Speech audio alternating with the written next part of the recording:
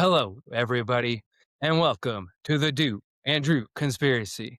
We have myself, Mr. Andrew, my lovely co-host, Mr. Do, and joining us on the conspiracy to breathe with us is Miss Cat Collette, good friend of ours.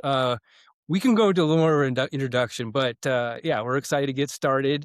And I just want, before we go to poetry, I wanted to just highlight the facial hair today, since this is new to the podcast. But this is about this new character, Rick Smith, who I co-created with my good friend Dijon Bowden, and we recorded an album in AI, and it's we're using it to sort of play with identity and also like highlight the spiritual shadow and sort of like giggle at it a little bit. And so we'll probably talk about that more in the show, but I just wanted to kind of lay that out there before we get in. Oh, and the Hawaiian shirt is because it's literally like summer in Colorado Springs. And I don't know what happened to winter, but it doesn't seem like it happened this year. So anyway, we're ready to get started. Mr. Do, what do you got for us? Well, actually, as I've been telling you, Andrew, this starting February 2nd to February 23rd is what I call in the Dew calendar, the annual Erisian festival. And Eris is the Greek goddess of trouble, discord, and chaos.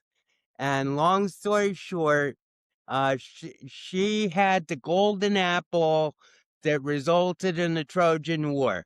The golden apple had a hat on it. It said "For the fairest," so it was her apple, and she wasn't invited to the wedding of Achilles' mother and a god. So, in anger and annoyance, she rolled the apple down the aisle at the wedding, and all the gods, not only the goddesses, but all of the deities got in a big fight about it, and Zeus didn't know what to do. So I won't go into details, but this led to Trojan War because uh, Helena Troy was the prize promised to Paris if he chose her as the fairest. So Helena Troy was like the prize from the goddess of love to Paris. But that and then I've taken it to a completely different level with Achilles, but we won't go into that. That's just a background to the poem, which is called "To Inaugurate Festival of Eris." Great goddess of discord, chaos, and trouble, you are the fairest of all Olympic deities, after whom Zeus lusted with supreme desire, and for whom the gold apple was fabricated, which led to an immature judgment by Paris, resulting in death of noble Greek Achilles, who came back after 3 Hadean millennia, even as Yahweh used his fruit to test Eve, and Adam who couldn't handle divine beauty, by which you sustain spirit of underworld. So that's my tribute to Eris. She's my favorite goddess. I've tied it into Achilles, who I am. But basically, Achilles is a devotee of Eris.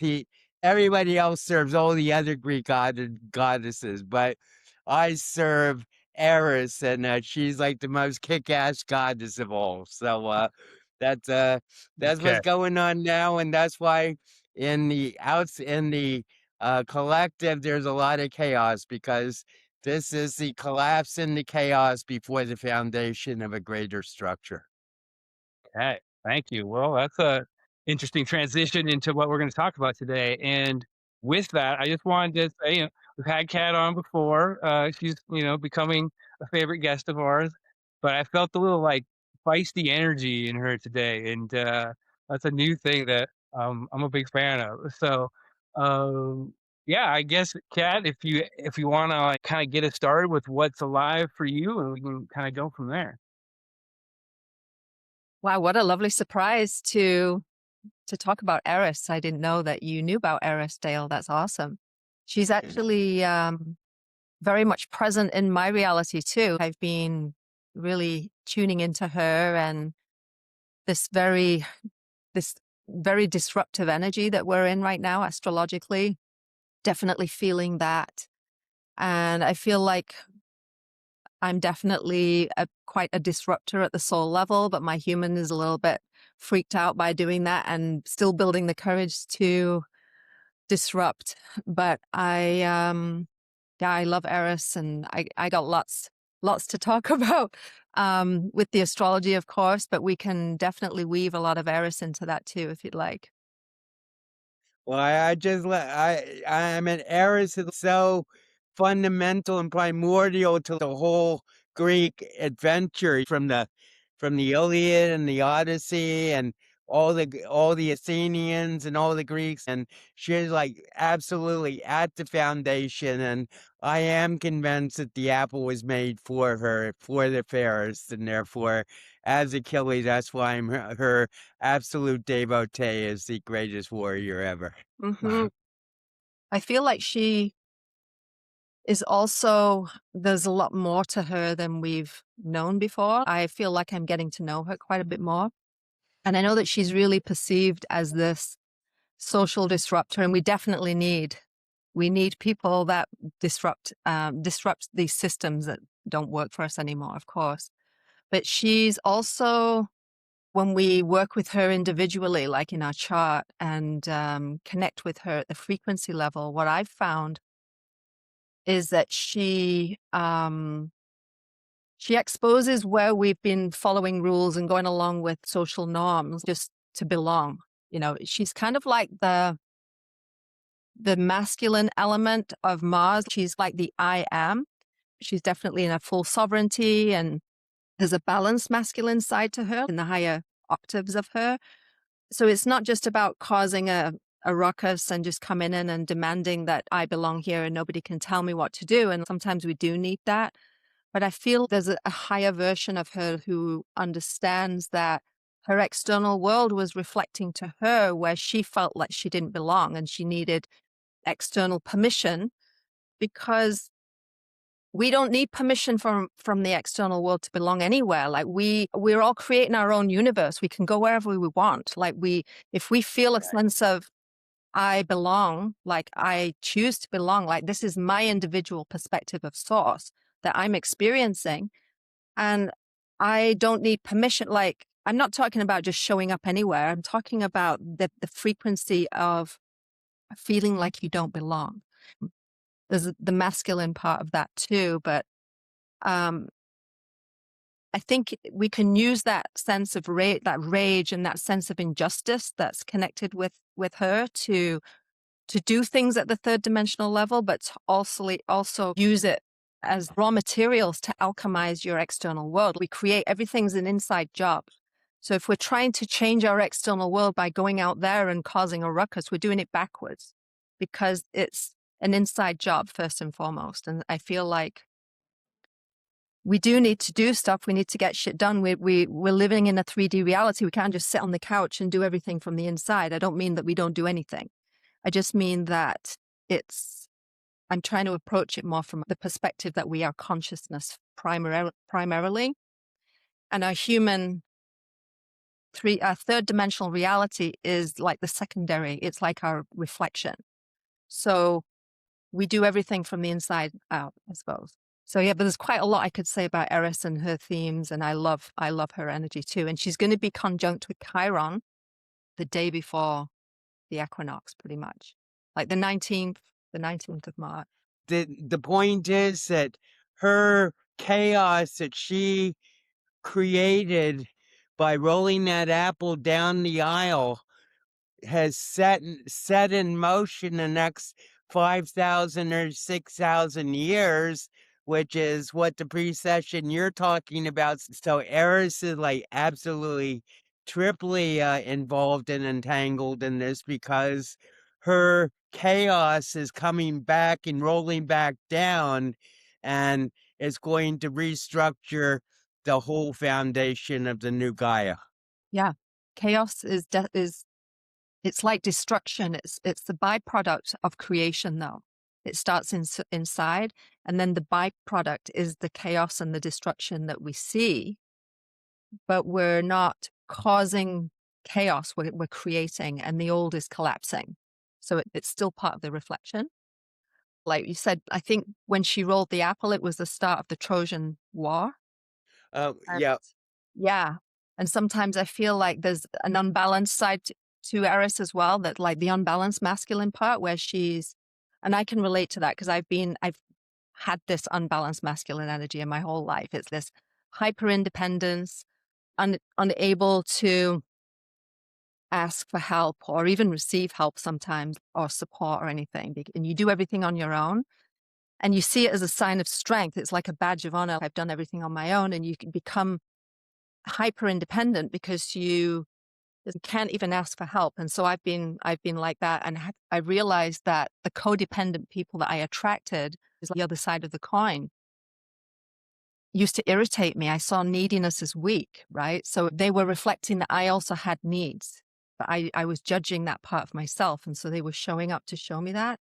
And then, but this ties in with the Trojan horse thing, because when I was thinking about her one day, I thought, it's like we build a wall where we don't trust anybody to help us. We don't trust because maybe we've been neglected or whatever. So we build a wall and it's impenetrable. And I feel that we can visualize a Trojan horse kind of going within ourselves to breach our own walls that we've maybe put up. So yeah, I mean, the badass part of her, the feisty part, I want to channel that, and I want to be able to do that, and I want to be able to disrupt at the human level too. I like that, I like the toughness of that and everything, but I want to do it in a balanced way. I want to use it from heart and compassion and grace and kindness, but be like badass with it and be in my sovereignty, and not do it from a place of being defensive or demanding that I'm allowed to be somewhere or anything like that.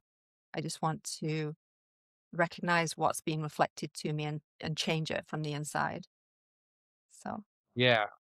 Well, I mean, I feel like if there was ever a time to sort of question the status quo, now seems like an appropriate time to do that. And because I think people are starting to observe the reality and just the ridiculousness of the chaos.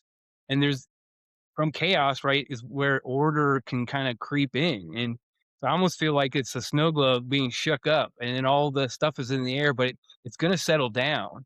And mhm. so someone needs to have an idea of what the structure is, or, at least ideas of new structures that can serve human in a way that is better than what currently exists. Yeah. And so that takes a leadership, a feistiness of willing to like put yourself out there in a way that maybe you haven't before. So it seems I feel that energy too.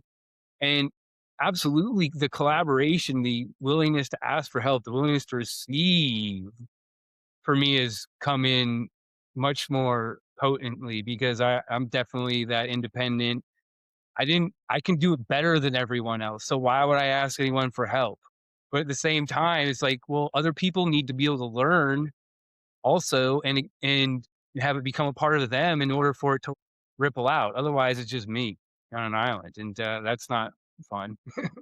That's a really good point. I think the masculine flaw you're talking about in the Eris is her rolling the apple down the aisle and then just walking away, not caring about how much destruction it caused. Caused 10 years of war between the Greeks and the Trojans, and the loss of Achilles, the loss of a lot of great warriors.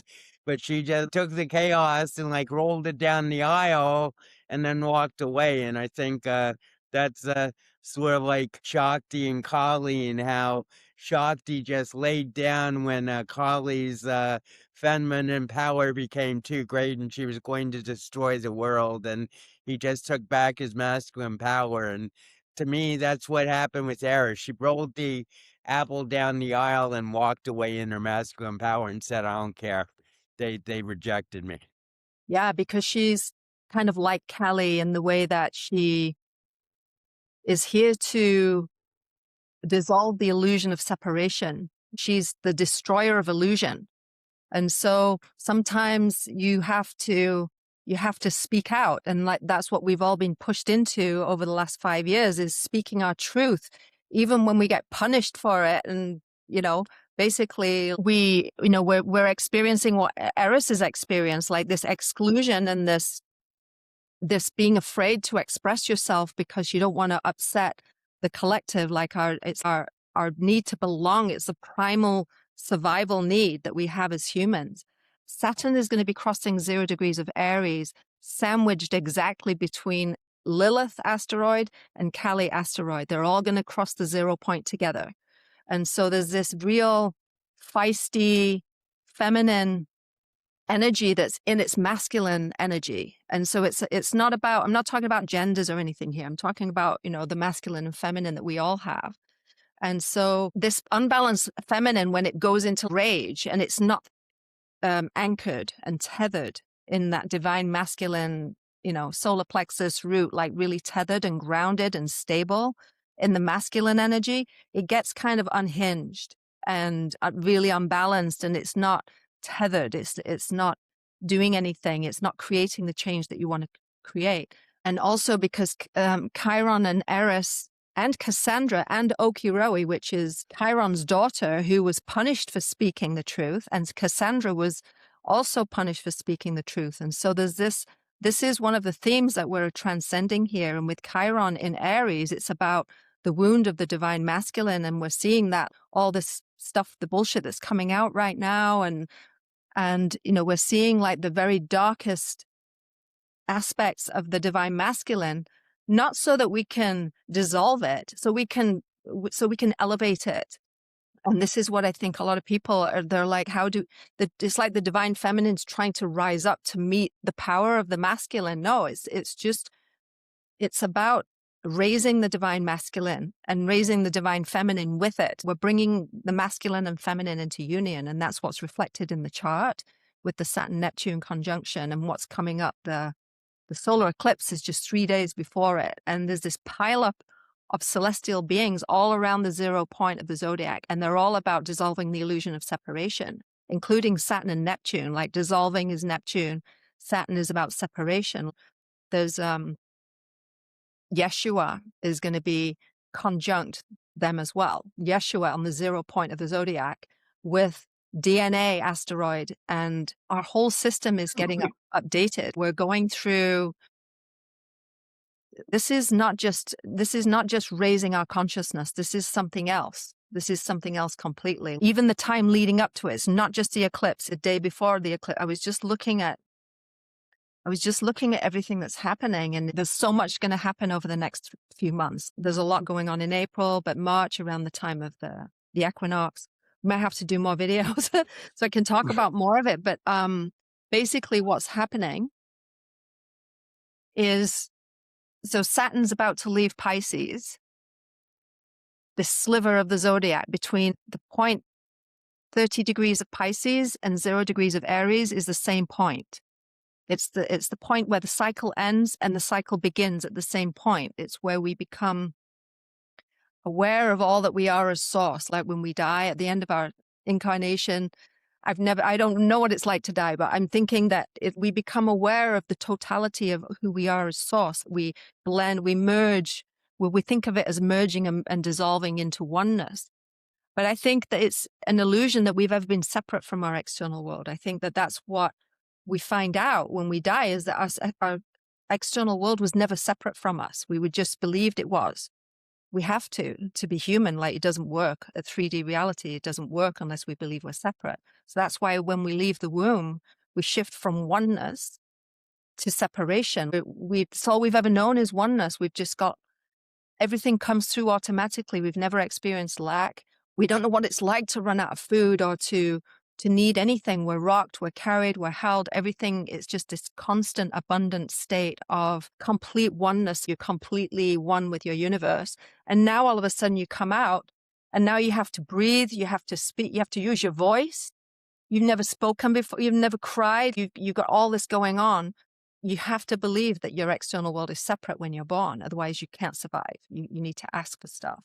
You need to form bonds with people so that you can survive.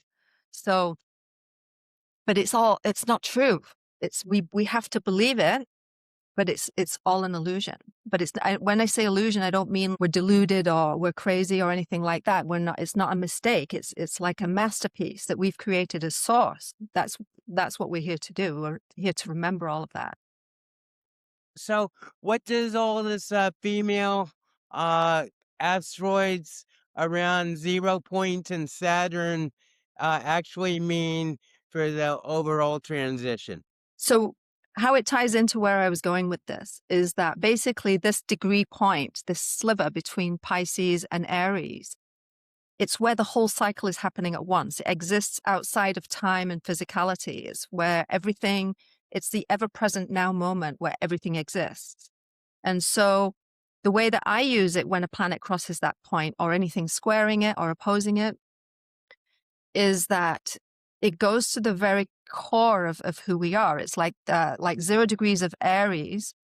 It's the horizontal axis. It's the world axis. It goes to the very core of the earth where the earth is creating its reality from. And so, but it's all the same point. All of the 0 points are here and now. And so our 0 point where we're creating our reality from, it's from a specific set of coordinates in time and space. But because time and space doesn't actually exist, it's just a holographic, but we're all the same point. Everything is here and now. So when everything crosses this point on the zodiac, it's like an activation of the core of the earth. And so it impacts everything that's living on the earth because it's the collective consciousness of the planet. 0 degrees of Aries and Libra are like these 2 nodes. They're not an actual thing you can touch. It's like the ecliptic plane intersects with the equatorial plane. And so it forms these 2 nodes. And I feel like that's where the earth gets a lot of activations. It comes through, it picks up stuff from the ecliptic. It picks stuff up from what's, like if the earth had rings, kind of like what would be going out. And then it comes into the core, the actual 0 point of the earth. So what I feel is going on is that this is an activation for all of us. This is the great reset. We're going to a level of consciousness where we know separation is an illusion and we don't have to die to find that out. We can be our soul now. We can be our soul who knows that everything is us, but we can also be human and experience the illusion of separation from it.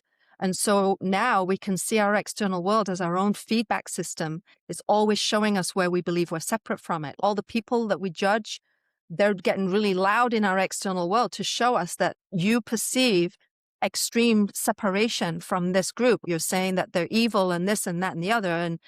And it's not to just say, oh, everything that they're doing is fine or anything. It's just our own, because we are the universe, that we're everything. We're not just the people and the satanic people on the planet. We're everything. We're all the planets. We're everything, all the galaxies. We each have that inside of us, in our internal universe. That's the primary one. It's inside of us. And the one that we're all projecting out is the hologram. So it's all us. Yeah, to me, it's information. When you can kind of separate from the drama of it and see it more in its totality, it becomes like you said, the feedback system. And so the point of being in the world is to like get a better idea of like where you're at in your own sort of evolution within it. And I guess from my experience, at least certainly more recently, I definitely noticed like, well, I don't know how else to put it. Just everyone is nice to me. And speaking my truth, you say you get punished for that. That has not been my experience. My experience is I actually get rewarded for that because it will kick off synchronicities that wouldn't have happened if it wasn't communicated, sort of my internal thing. People say, oh, it's funny you mentioned that, and then ... right?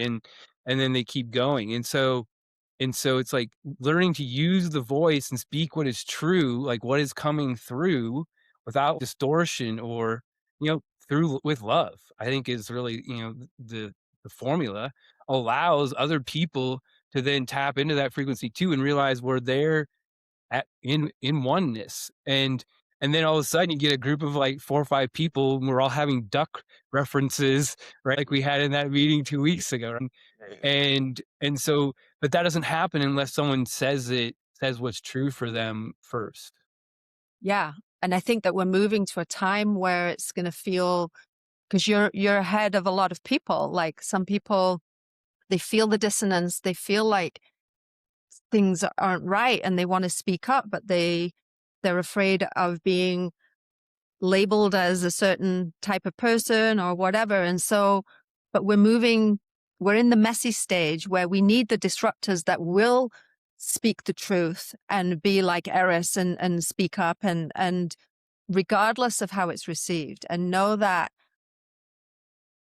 the external world, it's inevitable that it's gonna shift to match your level, to match it when you anchor down into it even more.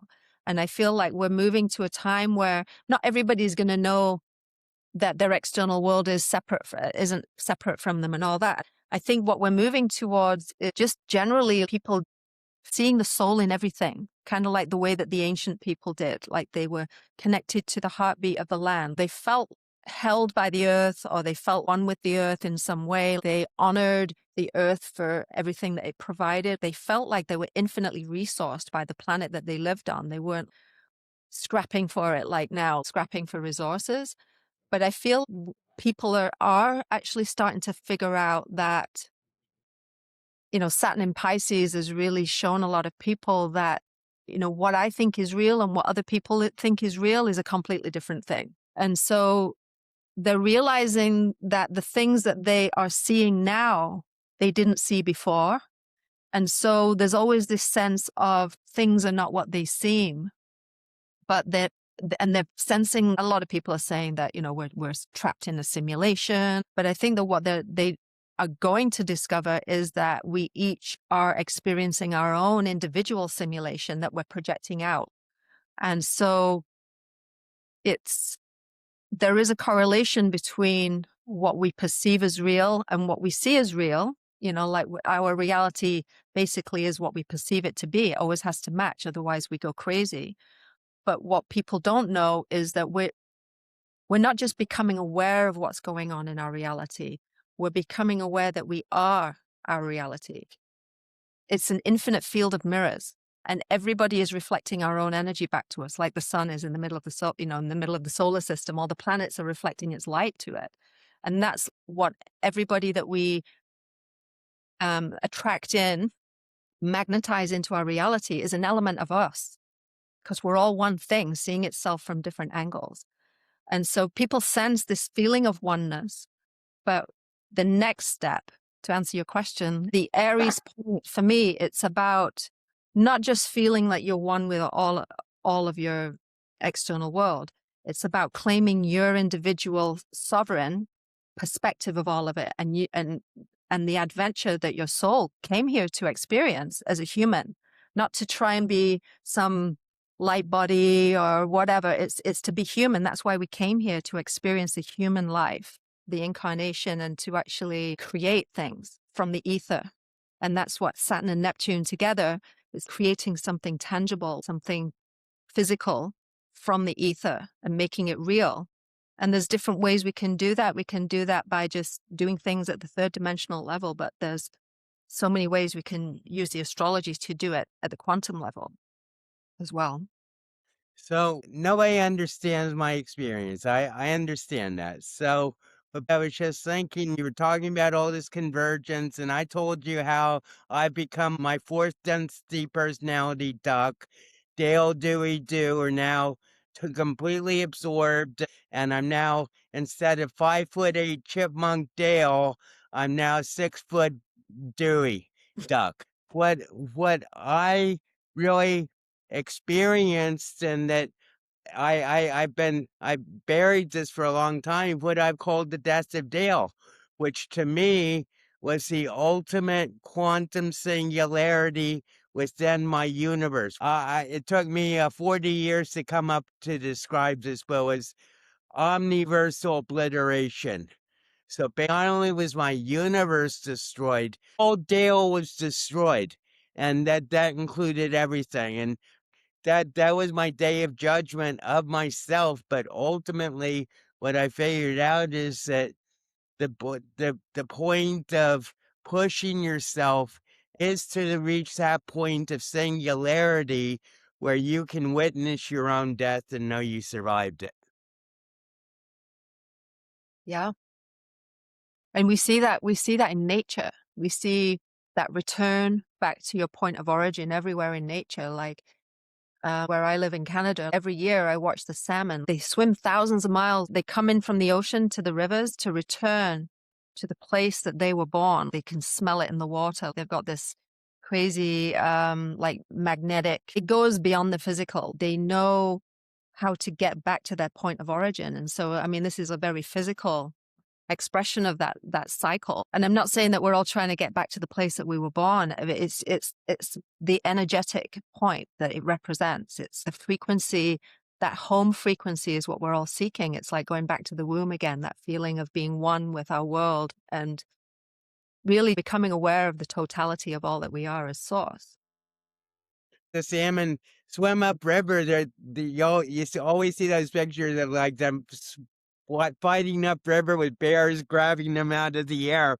But they go back to spawn and then they die at the point where they were born. Yeah, it's like the coordinates are just like programmed into the core of their being. The coordinates that they were born, they find their way back to it. And that's what we're doing when we're going back into the heart, back to our point of origin. We're looking out there for it because we've been conditioned to look out there. And we're not doing it wrong. It's just that everybody and everything that we interact with is always going to guide us back to ourselves. I think about that origin point too. There's a phrase, we're all walking each other home. And I feel like that's the essence of it. It's like to this remembrance. And as it starts to sort of percolate out more and more, I mean, that's that Christ consciousness vibration, right? Is a remembering that we are source and we're all animated by the same essence. And I think we call that love here on earth. But that remembering will shift things in a dramatic way. And I think people just can't quite wrap their heads around how dramatic a shift it can be when even like a relatively small percentage really embody that frequency. Absolutely. And I think when we recognize the divinity in ourselves and the divinity in everything else, it's like seemingly separate elements of one thing, recognizing that they are one thing and lighting up like a Christmas tree. It's just, this is what Source is trying to do. It's trying to awaken itself to itself and expand through us. We all start with an individual perspective that feels like it's separate, and then we discover that we're not. And so then we've got these coordinates in our chart that are encoded into our being, into our sacred geometry, with our genetics and all that. And that's what's interfacing with the cosmic, the universal frequencies. And so it's updating all the time. And so we each have our own. And so when we, like the three of us sitting here together right now, it's like our universes are all colliding together, like our coordinates, like our 0 points. They're all we're creating new perspectives together. And even if you don't fully feel like that's a truth, that I'm source, there's a part of you that knows it, that you are. And so that's the version I'm talking to. Yeah, there's an exercise in the Way of Transformation, this book club I've been leading, and it has you fixate on an object and take it in without labeling it, and maybe even remember when it came into your field and what you were feeling, and then also think about like how many minds were involved in its creation and the fact that you can't actually trace it back to its origin, and then to kind of sit back and appreciate the mystery of it, but then also understand that it is part of your field, right? And it becomes sort of a psychedelic experience. And leaning into that practice has made me appreciate that there is a mystery to it, but that's part of the fun. To know inherently with words that, yeah, we are one, but then to experience it in these little ways and have it become more and more a part of who I am and how I'm moving through. And then how that changes how I receive information from my field and how I respond to it. And so that to me is like a clue of like what we're moving towards, I guess. At least that's how I feel. And to me, it's very exciting. I'm like, I'm here for it. Let's see what happens. It's quite challenging to do that, what you just mentioned, like trying to look at something without giving it a label, and just, you can feel your brain trying to scramble to label it as something, and it's quite challenging to do. It just shows how we're kind of wired. I think it's, part of our survival and pattern recognition. We're constantly mapping out our environment so that we can understand what we're perceiving. That's Mercury in the chart, tells us a lot about how we do that, how we perceive our reality and interact with it, and how we give meaning to things. And Jupiter is about the bigger meanings. But yeah, when you start doing like what you said, just because it's the consensus that this thing is called this, that's what we label it as, but it's not the actual inbuilt meaning of the thing. It's just what we call it. It's And like when a kid plays with something wrong, an adult like corrects them and like turns it upside down or whatever they're doing, right? It's like, well, wait a second. Maybe they were just on their own wave and now you just taught them how to dream when they could have had their own dream. And I think magnify that out into literally everything we experience. And can we start to remove just these layers to just come back to a new baseline where we've actually experienced it from a more raw state and then maybe decided more about what it is. And I think that's what the reset is about. Is it's about, well, we have all these structures and it's just the way it is and blah blah blah. And it's like, well, no, actually it's for sure not. And when you can start to reprogram and sort of soften these relationships that you've formed in your synapses and reprogram just Mhm. with small things, it becomes a bigger thing. And that's the energy that I've been feeling and wanting to really like you remember, like, am I doing things for my own excitement or am I being pulled this way or that way because of other people's influence, society, what people might think, all the reasons that you maybe decide to do something. And tapping into that feeling state. No, this is actually what I want. This is what makes me feel excited. And then using that feeling state to navigate. Well, one thing that you said, we said two things, but first off about following an object to its point of origin and how you can't do that. Uh, I was thinking translate that to thought instead of just objects and like see how far you can trace back a thought that you're thinking about or obsessing about, or just to get to the bottom of what its origin is, so that you can get to that deeper awareness that's necessary for clarity. yeah, and that comes back to the 0 degrees of Aries again, Dale, because it's about the first thing that when we're born, like we have to, we're not just wondering where we are, like we're wondering who we are. We don't know who we are yet. We were just one with everything.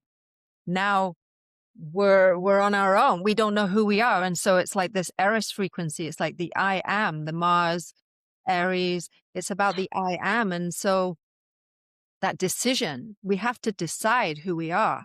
And we start deciding who we are. And that's the ascendant in the chart based on who we're told we are. We get raised in a certain culture, in a certain location with certain parents, and we go to certain schools. We're socially programmed and conditioned.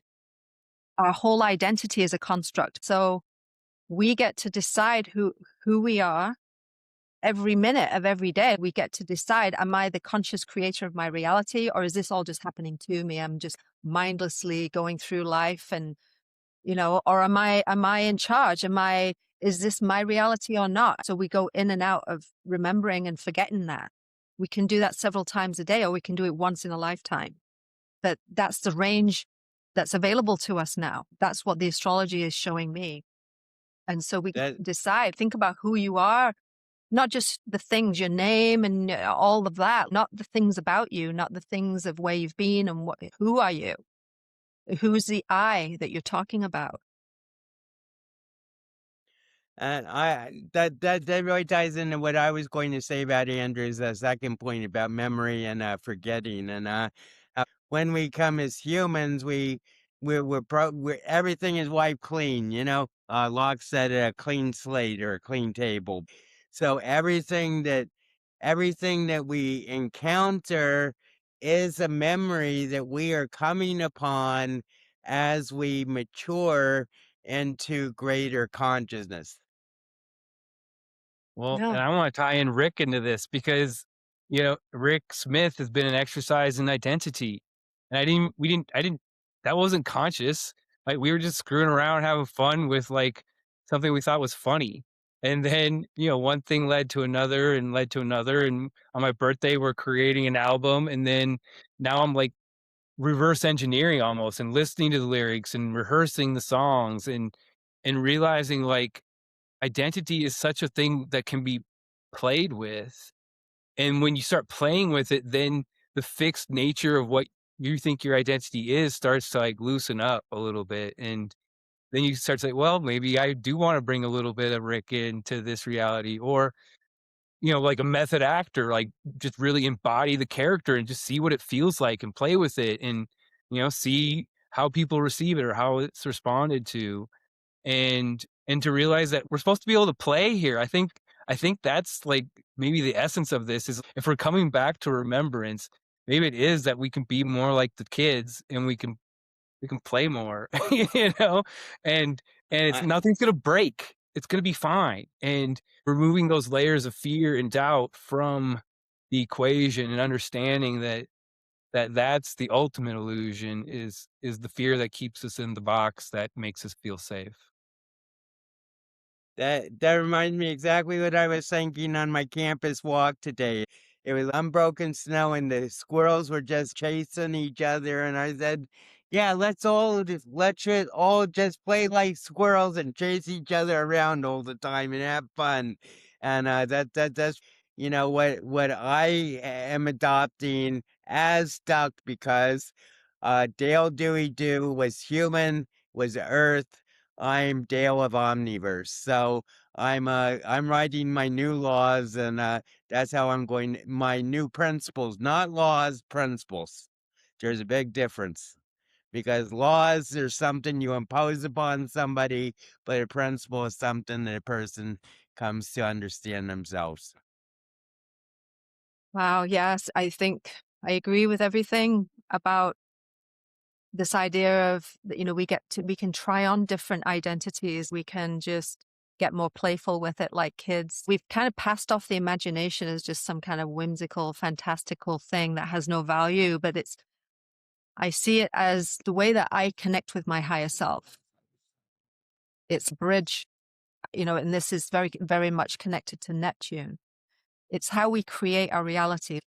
Imagination and creation go together.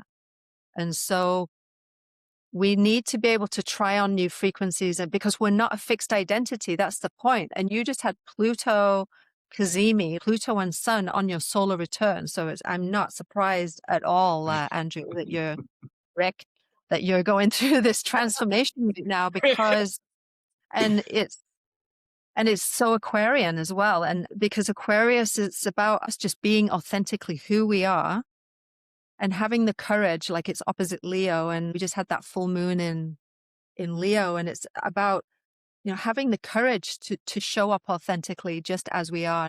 But we don't all know who we are. We're just letting go of who we're not. We're finding out I'm not that, and we're letting go. We're shedding it. And we feel like we're getting to the core version underneath, but we're not just waiting to be shown that. We get to decide who that is. And when you start embodying that, the frequency of that version of you that you want to be, your external world will start to reflect that back to you. So we've been programmed to figure out who we are from the external world, but it's backwards. We get to decide. Every single moment, we're focusing on different coordinates in time and space, and it's creating this sense of continuity through time and space, but it's all an illusion, but we have to believe it. We have to believe that we're solid and all that, but it's like our consciousness is like a time machine. And that's another thing that's related to Saturn too, is that the illusion of time in Pisces. And so that's going to be interesting to see how we start to understand time, because we're definitely getting some glitches in regards to time and time jumps and slippages and stuff that's going on. You guys notice that? Donald Trump is from the 25th century. Time But slippages. I mean, I definitely noticed more of an ability to manipulate time. If I want to slow things down, I can. And if I want to feel a sensation of speed, I can. And like you said, the quantum nature of reality to me is a little bit there too. That as we shift in this reality, it bleeds out into whatever parallel, like the multi-worlds theory, where there's infinite realities all playing out at the same time, and we're shifting through them. That's a Bashar thing for sure. It's like the frames of reality and being able to shift through them. I haven't fully figured it out, but I feel it's true. And there's a book, Reality Transurfing, where you can like avoid something that you're heading straight towards, or at least you perceive that by shifting. So it's an energy I definitely desire to tap into more. But I think that's letting go of like this linear mindset, really. It's fun to play with astrology and do it, because you're literally working with the transits. Like any chart is essentially a map of the universe from one individual point, from one individual perspective. And so it's a set of specific coordinates. So when we look at the charts, we're kind of time traveling. We're blending our sacred geometry with that point. And every chart contains every frequency of source, every angular frequency. I feel like when we connect soul to soul, it's like our sacred geometry is blending together in that same way as when we use the transits. And so the transits are impacting Earth as a collective as we move through it. So that's why this solar eclipse is so huge. We didn't even talk about the astrology, did we, today? Solar eclipse, that's coming up later this month. So what we've got coming up here is we've got on Friday, the 13th of February, Saturn is going to be moving into Aries. And remember, I was saying earlier that Saturn is sandwiched between the Lilith asteroid and the Kali asteroid. They're moving together across the 0 point together. And then on the 17th, we have this solar eclipse. It's called an annular. It's a new moon eclipse where the moon is closer to us. So we end up seeing the sun around it. Although we're not going to be able to see it from where we are because the angle is a bit off. I think you have to be in Antarctica to see it. But it's going to be a ring of fire eclipse. And it's going to be in square with Uranus, which is the ruler of the eclipse, because it's the ruler of Aquarius. And it's probably the most potent eclipse that we've ever had. Like, this is right before Saturn and Neptune are conjunct, like 3 days later on the 20th. So, and with this pileup of other beings, Yeshua, Borasisi, and they're forming this 5-pointed star, which I showed you guys the other day with the Magdalene and Yeshua and Saturn and Neptune and everything. So that's what's going on this month. And then we're going to have Mercury's going to go retrograde before the end of the month as well in Pisces. And then March is like another whole thing. We've got another eclipse then as well. We've got a full moon eclipse then. I have a question. Could you tell us about Neptune moving into Aries too? Because to me, moving out of the depths after 14 years of being in the depths of the Piscean Ocean and then moving into the fire of Aries, to me was like Neptune is being taken out of the deep freeze and put in the fire to come back to life.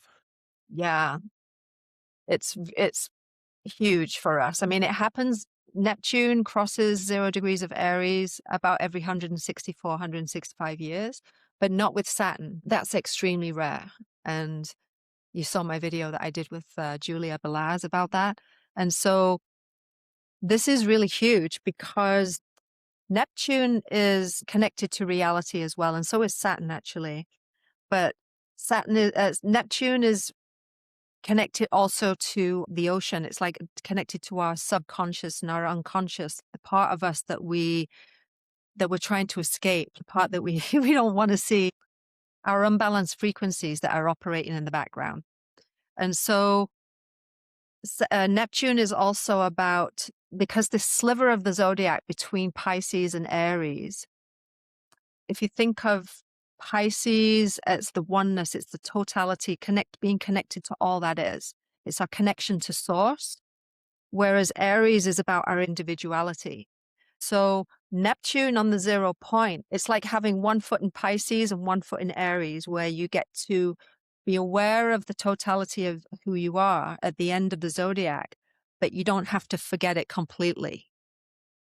Like we do when we're a baby, we get to have 1 foot in Pisces and Aries simultaneously and be in both worlds at the same time and experience the illusion of separation, knowing it's an illusion like our soul does. That's one of the big themes of Neptune, and also imagination that I was talking about, and creation. And Neptune on the 0 point, it's the creator degree. And Neptune is about creation. It's about how we create as source. And then we can use our individual perspective of all that to bring something from the invisible into the visible, into something tangible. So that's how we can work with Neptune. But it also shows up at the 3rd dimensional level by dissolving things, and the Berlin Wall, like you were talking about, we see it playing out big time at the 3rd dimensional level. And that's mostly what people are focused on in astrology, is how it's going to show up and what's going to happen to us and what are the planets going to do to us. And I do it backwards. So I like to work with Neptune internally. And so we're going to understand all the Neptune themes a lot more, I think. Especially what oneness means, like what the true, not just the state of being, I feel at one, like a state of being of oneness, but the actual truth that we are one. So how lucky are we to be alive at this very moment, Kat? No kidding, eh? I know. This next couple of months, actually the summer's it's going to keep speeding up, especially when Uranus goes into Gemini. It's an extraordinary time to be alive right now. And I think that every single one of us that's incarnated right now came here for this, like this year, actually. But when we got pulled back into that great reset in 2020, we got pulled back into this medieval primal state of fear. And that's where the division, because when you've got a surge of fear frequency that happens on the planet all at once, and everybody's projecting those fears out, it just gets reflected back big time. And so we got Saturn and Neptune came together in Capricorn, and it's like we got pulled back into primal medieval times. Right. And we got to see what people are made of and what happens to them when they're in a primal state of fear, and like who they're going to turn on and all of that kind of stuff. And so, but this year, it's going the opposite. It's the reset, going like a catapult into the future, like crazy Willy Wonka. The slingshot. Oh yeah. Big time. And I feel that we are also, our soul group, it's in our geometry that we're experiencing the age of Aquarius. And if you make the precession cycle into a chart, which is what I did with Julia Balaz, it's like our souls. I think that a lot of our souls were incarnated at the time of Atlantis, which was the beginning of the age of Leo, and also squaring that at the beginning of Taurus, which was the last Saturn-Neptune conjunction at 0 degrees and 1 minute. But it's not just the 0 point ones that square and oppose themselves. Right. All of them do. All the Saturn-Neptune conjunctions do. And so this is just extraordinary time to be alive right now, Dale. And yeah, I'm really grateful that I can talk about this kind of stuff with you guys, because there's not many people around me that I can just, not edit myself and just talk about this kind of stuff. But I think that this pile up, there's so many other beings there, celestial beings around this 0 point. Yeah. Well, yeah, we're struggling with the internet here. I think we broke reality a little bit, but I think so too. That reminds me what my friend Remo used to say to me. I'd say, do you know why I like you so much, Dale? And I'd say, because of my incurable psychotic bliss. And he'd say, no, because of your ability to shatter reality. So, God bless me. Thank me. I love it. There's so many things that I could go in different directions. The only thing that I just want to stress about the eclipse before we finish is that regardless, even if you're not an astrologer, it doesn't matter. This is a very powerful eclipse that we can manifest things with. Whatever you're looking to create. If the thing that you want was here right now, how would you be different? How would you think differently? How would you feel differently? How would you show up in the world differently? You know, how would you speak to people? Would you be more courageous? Would you be this? Like, think about the version of you that you want to become. Like, where you're basically figuring out how do you want to get from where you are to where you want to be, and just become that version now. I'm not saying you don't do anything. You obviously, we've got a life to live. We've got to do stuff. And I definitely would do something on the day of the eclipse if you can, even a tiny little step to move towards it. But really use this time between now and it's on the 17th of February. It's at 4:00 in the morning, my time and Pacific. If you're up at that time and you want to really work with it, it's exactly at 7:00 in the morning Eastern time. And between now and then, like, act as if it's here, like now. Act as if you are that version. Imagine that everything that you want is here and right now. Not that it's coming, not that it's in the future and the universe is going to bring it to you. Just act as if you have it and it's here and now. But get ready. Your external world is going to come and show you where it's not. It's going to be like, you might feel ridiculous. You might feel like the whole thing's collapsing actually at first. And you might feel like it's not showing up. But that's literally just your own system. It's your external world showing you where you believe it doesn't exist and where you feel like it can't happen. So just double down on it. Just double down on that version of you and act as if it's here. Use your imagination. So just think about, what you don't want. Start with that and use that to get more clear on what you do want. Yeah. In the book, in this lesson we're talking about, the conditions aren't required. So when this happens, then I'll be able to experience that. When I get more money, then I'll be able to go on the trip. Or when I get a partner, then I'll experience love. And it's like, no, those conditions aren't actually required. And so I think, that's exactly what you're pointing to. You can experience it now. And that actually is where the manifestation comes from, is being the frequency of it prior to conditions. And let's lean into that. It sounds amazing. Sometimes you have to learn new things. And so if there's something that you need to learn to become that version, just take a step towards learning it, or write a list of things you need to do to learn it, or whatever. So it's not just about sitting there and just waving a wand. I'm not talking about that. I'm talking about acting as if it's coming, acting as if it's here. Just like, who is that? Yeah. I'm singing in my car and playing guitar poorly. Yeah. I've been doing exercises with Regan Hilliard. She has this thing that I'm doing now. It's called the Wealth Creation Activation. It's a 12-step program, but one step is begin by writing your big picture reality. Just dream a little. I would say I'm living in my mansion in Hawaii, and I have a private jet, and and 5 cars in the 8-car garage. And then she says, the next day she says, write 20 possible streams of income.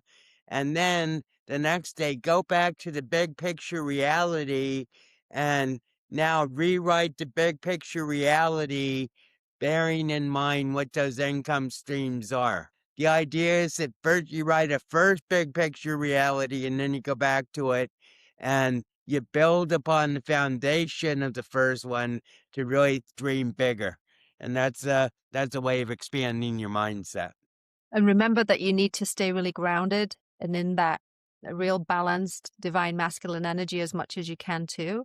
One thing that really helps me is like on the exhale, because I know a lot of people, including my best friends here, are really in the thick of grief right now. We're navigating a lot. Everybody's feeling really squeezed right now. And so one thing that would help everybody is just to get really grounded and to actually feel the gravity of the earth kind of pulling you down to that 0 point so that you can feel that connection with the earth. And actually, the more tethered you feel to the earth and to this incarnation, the more powerful you'll be able to create, because you know that, you're not trying to escape anything. You're going out there, but you're bringing it into your 0 point. You're bringing it into there because that's where all your power is. It's not out there. out there is the hologram. It's all in here. Love it. Well, thanks for joining us again, Miss Cat. It's been a pleasure as always. Thank I'm you, sure. Kat. Yeah, well, I have a feeling this is going to be a semi-regular thing because you do bring a really interesting perspective, and we know astrology is a fascinating topic. It's definitely a language that I'm appreciating more and more. Thank you so much. Hey, Oh, can I goodness. close it with a quote from Sid? Yeah, go ahead. Everything on earth comes from one divine source. Our personal thoughts determine what we think of the form it has taken in our lives. Thought is related to our five senses. Our senses have no ability to discriminate. They are controlled and informed by a personal power of thought. Without thought, our five senses would be of no value. Our five senses and our egos are but particles of the whole, just as the illusion of time and space are only particles of the whole. The answer people seek lies not in their separate beliefs, but in the realization that thought is the common denominator in all psychological and spiritual understanding. Thanks, And that Sid. closes out the chapter on thought. So that's rather appropriate, I think. Thank you, Kat. Thanks, guys. Thanks for having me. It's always a pleasure. It was beautiful to conspire together, and I hope those of you who are viewing in have taken something beautiful. And if there's something you learned, leave it in the comments. We'd love to hear what your takeaways were. I love you guys.